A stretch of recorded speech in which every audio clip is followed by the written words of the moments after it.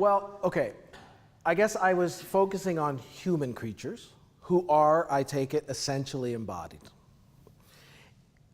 Then I think that the reason why ritual habituates us is actually because it kind of operates on an aspect of consciousness between intellect and instinct. So there is a kind of mode of our orientation to the world that is learned and habituated, and yet is carried in a kind of visceral bodily know-how. Now, I don't think that denies, for example, that there are intellectual virtues. Virtues are habits, right? So the way you acquire virtues are the same way. Interestingly, though, I mean, what would be the habits for fostering mental development that don't involve bodily conditions?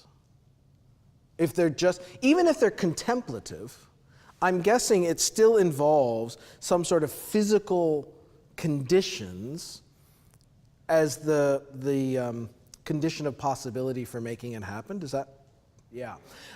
There's a longer argument behind the model that I'm suggesting tonight, which sort of bubbles up from a more robust account of what I think is sort of the nature of human being in the world. I'm drawing on a French philosopher named Merleau-Ponty. And I think he makes the case, this is where I would want to talk more about the imagination. So I think we sort of imagine the world before we think about it.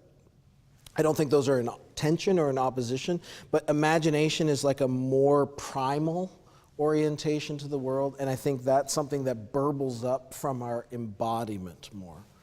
I think there are just this vast swaths of our conscious orientation to the world that are of mind, what you're calling mind, that are sort of pre-deliberative and of which we are not aware. And I think it's precisely because deformative rituals get hold of us at that level that we at least need to become aware of how that works, so that one takeaway I would hope for is that people just come now with new eyes to look at their own cultural immersion and to see things that might have formerly been, they thought were just neutral or benign or things that we do, are actually doing things to me. Not because they're trying to inform my intellect, but because they're trying to recruit my desires, in a sense. So when my kids ask to go to the mall, they think it's a joke, but they say, "Dad, will you take us to the temple?" Because I've tried, and they're mocking me, but I'm okay with it, because it comes out of a conversation we had where I said, look, the mall is not a neutral space. It's a liturgical space.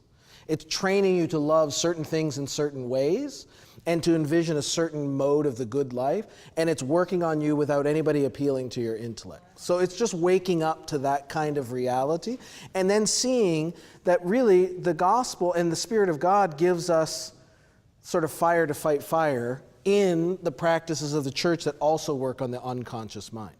That doesn't mean that reflection isn't important, right? In fact, everything we've done tonight is thinking about these things. And so hopefully what has happened is you've been led to think newly about your unconscious participation, and then maybe that changes how we are there.